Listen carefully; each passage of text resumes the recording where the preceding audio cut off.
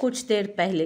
Hello ज़ारून, हाँ यार मैं पहुंच गया हूँ तेरे फार्म हाउस पर। हाँ हाँ, 12:15 पे। अच्छा। थोड़ी देर बाद ज़ारून ने दरवाज़ा खोला तो साहिर उसके साथ ही अंदर बढ़ गया। क्या अर्जेंट बात थी जी, तू इतनी दूर पाकिस्तान ही आ गया? साहिर का बाकी का जुमला अपने सामने खड़े हम्माद खान को देखकर मुंह में ही रह गया। वो बेयकीनी से अपने सामने खड़े हम्माद खान को देख रहा था, जिनकी आंखों में नमी और होंठों पर धीमी सी मुस्कुराहट थी। खान, इनसे मिल, ये है मेरे सीनियर अफसर हम्माद खान। क्या बात है मेरे शेर, बाप के गले नहीं लगोगे? हम्माद खान ने अपने बाजू वाह किए। साहिर बिना देर किए अपने बाप के गले लगा, जिसका लम्स उसने उस उम्र में खो दिया था जब बच्चे को पहचान ही नहीं होती। आज अपने बाबा के गले लगकर वो बिल्कुल बच्चों की तरह रोया था। बाबा आप कहाँ थे? बाबा साईं, मेरा शेर बहुत बहादुर है, माशाल्लाह बहुत तरक्की की है मेरे छोटे खान ने। हम्माद खान ने फख्र के साथ कहा। कहाँ थे आप बाबा, हमें उन सफ़ाक लोगों के रहमो करम पर छोड़कर? मैं मजबूर था। उनके लहजे में बेबसी छाई थी। ऐसी भी क्या मजबूरी थी? साहिर बेताब था जानने के लिए। अगर मेरी जिंदगी की बात होती तो मैं किसी की भी परवाह किए बगैर तुम लोगों को वहां से निकाल लेता, मगर बात तुम्हारी और आंसा की जिंदगी की थी, जिसके आगे मैं बेबस था। हुआ क्या था बाबा साईं? 25 साल पहले आंसा हमारी जायदाद हमें वापस मिल गई है। आंसा हम्माद खान की खुशी का कोई ठिकाना ना था, मगर ये खुशी चंद दिनों की थी। उन्हें अपने चचा की तरफ से धमकी भरे पैगामात आने लगे। एक दो दफ़ा तो उसके कज़न के साथ हाथापाई भी हुई थी उसकी, मगर हम्माद ने यह बात घर में किसी को भी नहीं बताई थी। आंसा की तबीयत भी उसे किसी तरह का स्ट्रेस लेने की इजाज़त नहीं दे रही थी। हम्माद का इंटरेस्ट शुरू से ही आर्मी या पुलिस ज्वाइन करने का था, मगर वो दोनों ही अपनी मजबूरियों और कुछ घर के हालात की वजह से ज्वाइन नहीं कर पाया था। कुछ खान बाबा की बिगड़ती तबीयत, उसने अपना ख्वाब फरामोश कर दिया था। फिर एक दिन जब वो अपने चचा साईं के घर उनसे अपने हक की बात करने गया था, उनके हाथ चंद फाइलें लगी, जिन्हें उसने सिर्फ तजस्सुस के हाथों ही पकड़ा था, मगर वो उन लोगों की घिनौनी साजिशों का अंबार खुद में समोए हुए थी। इन्हीं दिनों मेरी मुलाकात ज़ारून के बाबा से हुई, जो एक कोप थे। कोप उनका डायरेक्ट ताल्लुक आर्मी या पुलिस के साथ नहीं था। ये एक अलग तंजीम थी जिसका काम मुल्क में अमन की फिजा कायम करना था, मगर उनका कोई मखसूस लिबास या ठिकाना नहीं था। अकरम के साथ हम्माद की काफ़ी अच्छी दोस्ती हो गई थी। अकरम का एक बेटा था 8 साल का, बीवी का इंतकाल हो चुका था। अकरम अपनी जॉब के साथ साथ एक बिजनेस को भी रन कर रहा था। अब जायदाद तो हम्माद खान को मिल ही चुकी थी, तो उसने भी अकरम के साथ बिजनेस में हिस्सा डाला, और दूसरी तरफ हम्माद ने कोप में आने की वजह अपना इंटरेस्ट शो किया था। उनका पहला केस ही हम्माद के चचा के खिलाफ था, और खुशकिस्मती के साथ हम्माद के पास उनके खिलाफ काफ़ी सबूत थे। मगर जब वो उस केस में पूरी तरह इन्वॉल्व हुआ तो उन दोनों को ही एहसास हुआ, ये कोई छोटे मोटे मुजरिम नहीं है, ये लोग बैक वक्त कई कामों में मुलव्वस हैं।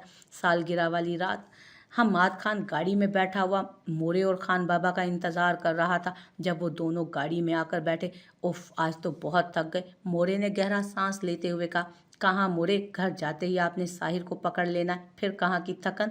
हम्माद खान ने उन्हें चिढ़ाया। हाँ तो साहिर हमारी जान है। खान बाबा ने भी मोरे की हाँ में हाँ मिलाई।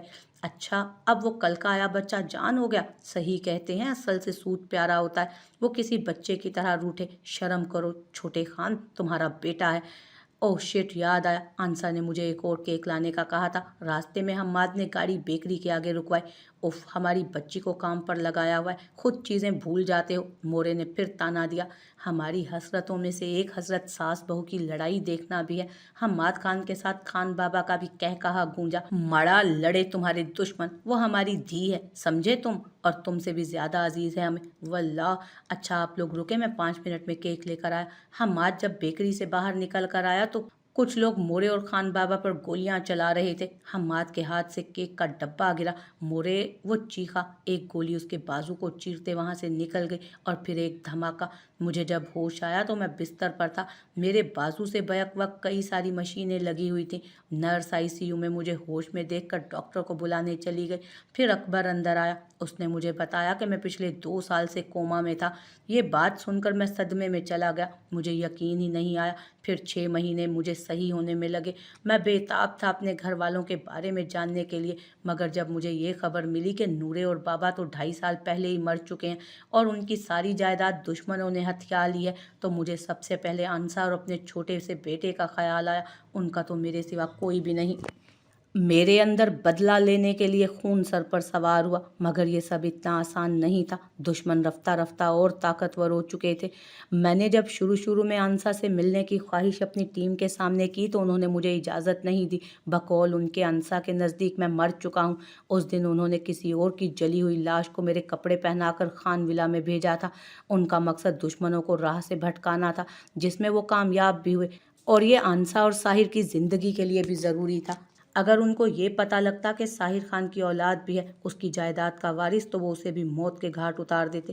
حماد کی شادی جن حالات میں ہوئی تھی اس کی خبر بہت کم ہی لوگوں کو تھی، اس لیے وہ اس مسئلے سے بچ گیا تھا۔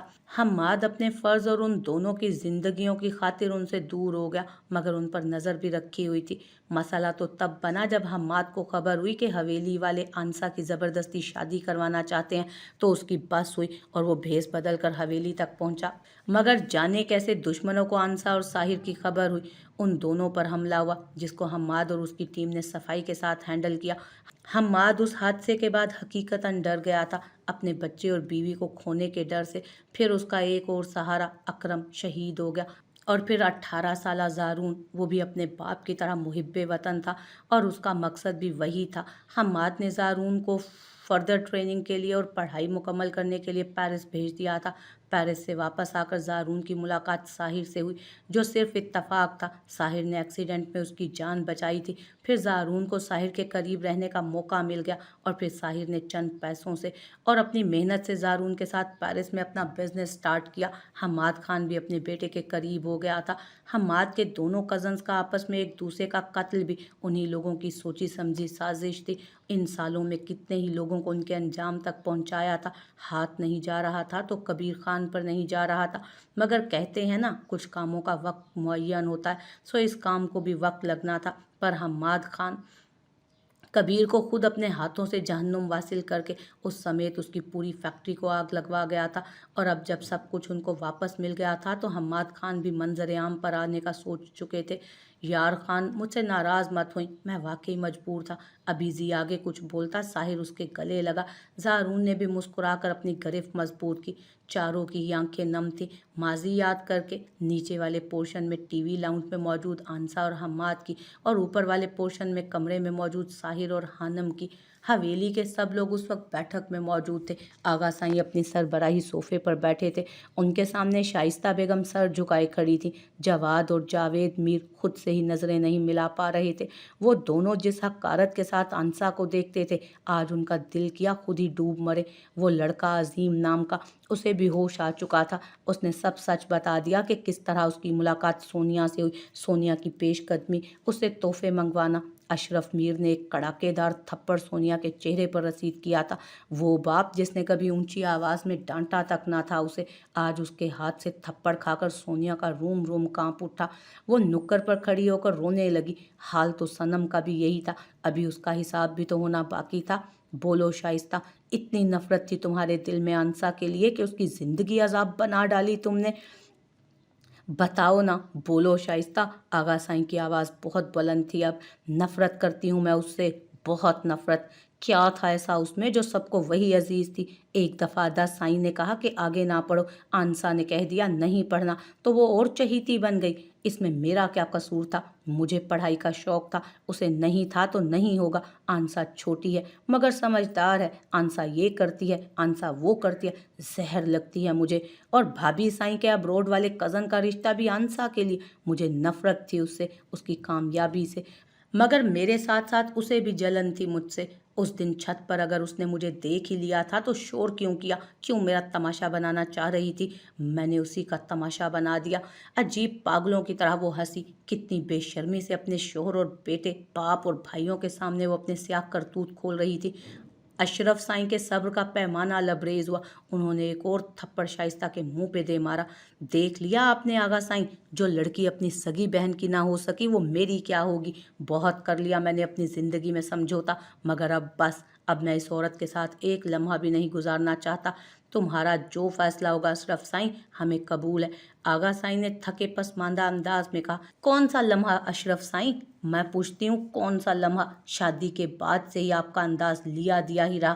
آپ تو انسا کی بے وفائی میں تڑپ رہے تھے۔ سچ تو یہی تھا کہ آپ اسے بھولے ہی نہیں تھے، تو کیا نہ ہوتی مجھے اس سے نفرت؟ وہ نہ ہونے کے باوجود سب کے دل میں تھی۔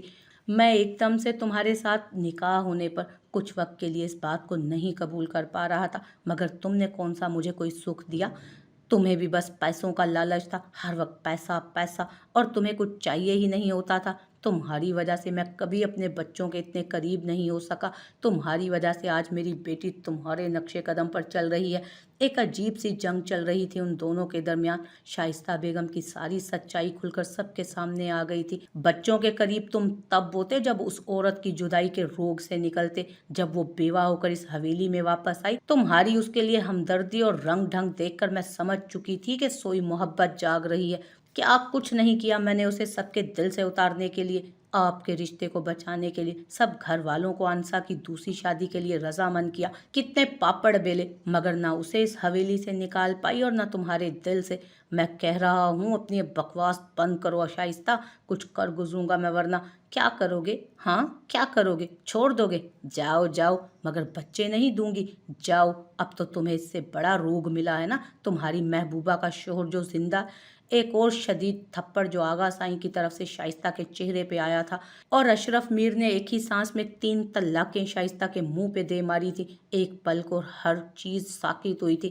اشرف میر وہاں سے جانے لگے جب ابرار کی آواز آئی، ٹھہریں بابا، میں بھی آپ کے ساتھ چلوں گا۔ نہیں نہیں ابرار، تم کیسے جا سکتے ہو مجھے چھوڑ کر؟ تمہیں تو ابھی اس گاؤں کا سردار بننا ہے۔ ابرار، نہیں جا سکتے تم۔ مگر وہ بغیر ان کی جانب دیکھے وہاں سے چلا گیا۔ کیا تم اس لڑکی سے نکاح کے لیے تیار ہو؟ جاوید سائیں نے عظیم سے سونیا کے لیے پوچھا۔ ہاں جی، مجھے قبول ہے۔ نہیں نہیں ماموں سائیں، مجھے نہیں کرنا یہ نکاح، میں نے نہیں۔ چھوڑیں ادا سائیں، نہیں کریں، میری بیٹی یہ نکاح نہیں کرے گی، میں کہہ رہی ہوں، چھوڑ دیں اسے۔ شائستہ بیگم کی روک ٹوک کے باوجود ان دونوں کا نکاح کر دیا گیا۔ کچھ دنوں بعد شائستہ بیگم کی حالت عجیب سی ہو گئی تھی، مگر ان کا غرور ابھی تک نہیں ٹوٹ رہا تھا، ابھی بھی نوکروں پر روب جماتی۔ سونیا کا نکاح تو ہو چکا تھا، سو اسے اسی وقت اس لڑکے کے ساتھ رخصت کر دیا گیا۔ گھر میں اول تو کوئی شائستہ بیگم کو بلاتا نہیں تھا، اگر کوئی بات ہو بھی جائے تو شائستہ بیگم اسے کاٹ کھانے کو دوڑتی تھی۔ آغا سائیں بھی بہت بیمار رہنے لگ گئے۔ بچی صنم، اسے کوئی بھی نہیں بلا رہا تھا۔ اسے احساس ہوا کہ وہ سونیا کے پیچھے لگ کر اپنے ساتھ کیا کر چکی ہے۔ سمینہ بیگم نے تو اسے اس دن اتنی کھڑی کھوٹی سنائی تھی کہ وہ کسی پاک دامن پر بہتان کیسے لگا سکتی ہے۔ انہوں نے تو یہ تک کہہ دیا تھا کہ انہیں اپنی پرورش پر شرم آتی ہے، ان کے دونوں بچے ہی ایسے نکلے، اس سے تو اچھا تھا کہ وہ بے اولاد رہتی۔ علینا بھی صنم کے پاس سے گزرتی تو حقارت سے منہ موڑ لیتی، صنم صرف خود کو کوس کر رہ جاتی۔ اس طرف خان ولا میں ماحول پرسکون تھا۔ زارون اسی دن واپس اپنے کیس کی وجہ سے پیرس چلا گیا۔ حالہ بیگم کو ساحر اور حانم خان ولا میں ہی لے آئے تھے، ان کا علاج ویسے ہی جاری تھا، ڈاکٹرز کی طرف سے مثبت تاثرات ملے تھے۔ آنسا بیگم تو جیسے دوبارہ جی اٹھی تھی، ان کے خان سائیں زندہ تھے، سلامت تھے، ان کے پاس ان کا بیٹا تھا، ان کے پاس اب ان کی بہو بھی تھی، باقی وہ سفاک لوگوں سے ان کی جان چھوٹ چکی تھی، اب انہیں زندگی میں اور کچھ نہیں چاہیے تھا۔ حانم اور حالہ بیگم ایک کمرے میں رہتے تھے، حانم ان کا اچھے سے خیال رکھتی تھی۔ سب ٹی وی لاؤنج میں بیٹھے ہوئے تھے جب آنسا بیگم نے بات شروع کی۔ حالہ سائیں، خیر سے اب سب کچھ ٹھیک ہو گیا ہے، اس لیے میں چاہتی ہوں کیوں نہ بچوں کے نکاح کا باقاعدہ اعلان کرتے ہوئے ان کی پوری رسموں کے ساتھ رخصتی ہو جائے۔ چائے پیتی حانم کو ٹھسکا لگا۔ ساحر اپنی مسکراہٹ چائے کے کپ کی آڑ میں چھپا گیا۔ کیا ہوا حانم بچے؟ آنسا بیگم فوراً پانی کا گلاس لے کر اس کی پشت پر آئیں۔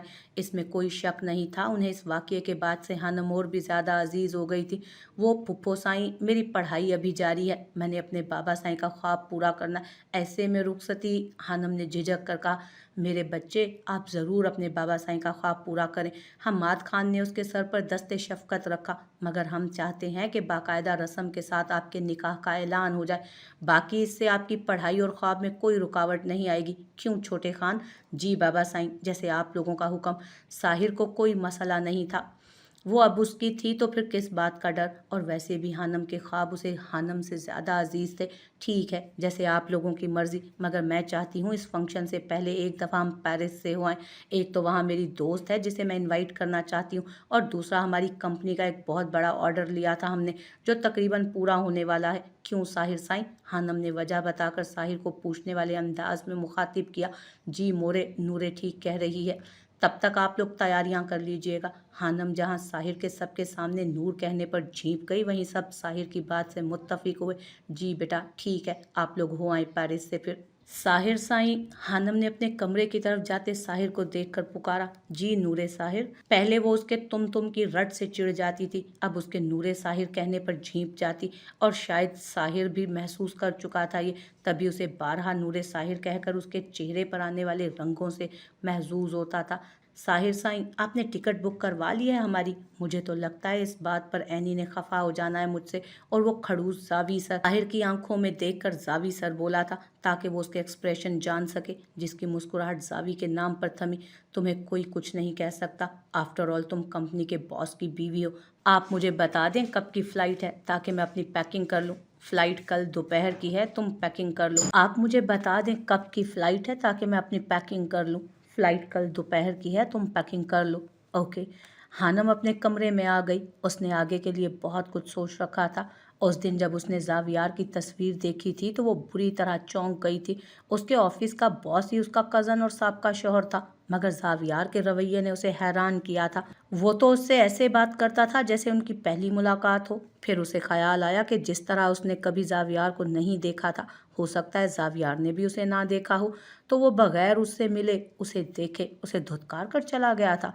या ये कोई उसकी चाल थी? काश मैंने उस शख्स की तस्वीर पहले देख ली होती। हानिम को अपना मेहंदी का दिन याद आया जब सनम उसे छेड़ रही थी। सनम क्या मसला है? अगर दिखानी है तस्वीर तो दिखाओ, नहीं तो इसे मेरे सामने से गुम करो। मैं क्यों दिखाऊं अदी साईं? कल आपने वैसे ही लाइव देख लेना है। दफा हो जाओ तुम। हानिम तंग आई थी। अच्छा ये लें देख लें। नहीं, अब नहीं देखनी मैंने। उस दिन हानिम ने भी उसकी तस्वीर नहीं देखी थी, और ऊपर से साहिर साईं के पार्टनर। जब यार कैसे हो सकता है उसका पार्टनर? चलो मैंने उन्हें नहीं देखा था, उन्होंने मुझे नहीं देखा था, मगर साहिर साईं, वो तो एक दूसरे को आपस में मिल और देख चुके थे ना। इन सब बातों का जवाब तो अब उसे पेरिस जाकर ही मिलना था। पेरिस आज 1.5-2 हफ्ते होने को आए थे, मगर नूरे हाकिम का कोई अता पता नहीं था। जावियार पागल हुआ जा रहा था।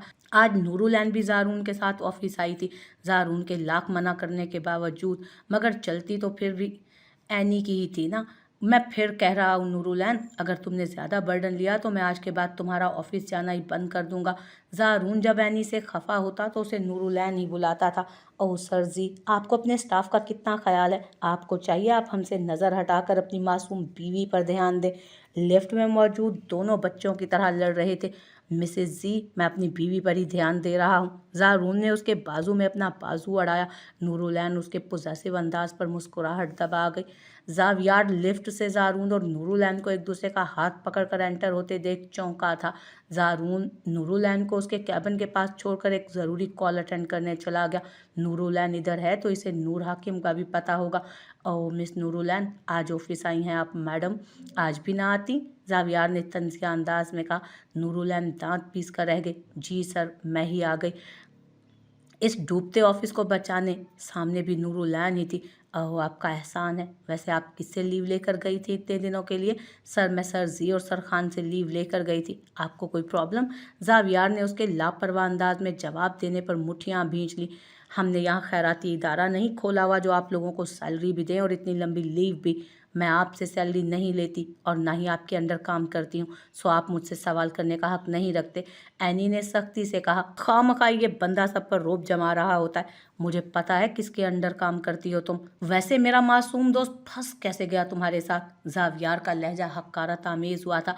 जावियार, जारून ने एक मुक्का जावियार के मुंह पे मारा। तुम्हारी हिम्मत कैसे हुई नूरुलैन से इतनी घटिया बात करने की? जारून, इस लड़की ने तुम्हारा दिमाग खराब कर दिया है। उस दिन भी तू इसके लिए मुझसे लड़ गया था ना। जिस लड़की की बात कर रहा है ना, वो मेरी बीवी है और तू मेरा कुछ नहीं लगता। ऐसे कैसे कुछ भी नहीं लगता? इस कंपनी का 25% का मालिक हूँ मैं। इसका इंतज़ाम मैं बहुत जल्द कर देता हूँ। दोस्त कहलाने के भी लायक नहीं है तू। चला जा मेरी नज़रों से, इससे पहले कि तुझे धक्के मार के निकालूँ यहाँ से। ज़ावियार वहाँ से चला गया। जी आप ठीक हैं? एनी ने पानी का ग्लास उसकी तरफ बढ़ाया। मैं ठीक हूँ। ज़ारून ने पानी का ग्लास उसके हाथ से पकड़ा और अपनी पैंट की पॉकेट से फ़ोन निकाला और किसी को कॉल मिलाई। हेलो, जो काम मैंने तुम्हें दिया था क्या वो कर लिया तुमने? ओके, मुझे आज ही उसके पेपर्स चाहिए। अभी थोड़ी देर पहले ही वो दोनों अपने फ्लैट पहुंचे थे। हानिम और साहर हानिम के फ्लैट का दरवाज़ा खोलकर अंदर आ गए। वेलकम बैक जानम। Welcome back. हानिम ने अपने दोनों बाजू खोलकर गहरा सांस लिया। साहिर ने भी अपना कोट उतारकर सोफे पर रखा और बैठ गया। पिछली बार जब वो हानिम के फ्लैट पर आया था तो काफ़ी अनकंफर्टेबल था। एक झिझक थी। तब उसका हानिम के साथ कोई गहरा रिश्ता नहीं था, मगर अब हानिम उसकी महरम थी। वो बिना झिझक उसके पास आ जा सकता था। उफ़ अल्लाह, मैं बहुत थक गई हूँ। हानिम ने पानी का ग्लास साहिर के आगे रखा, खुद दूसरे सोफे पर गिरने वाले अंदाज में बैठ गई। अच्छा तुम फिर आराम करो, मैं ज़ारून से मिलकर आता हूँ। साहिर ने अपनी घड़ी की तरफ देखकर कहा। अभी हानिम कुछ कहती उसके फ्लैट का दरवाज़ा ज़ोर ज़ोर से बजना शुरू हो गया।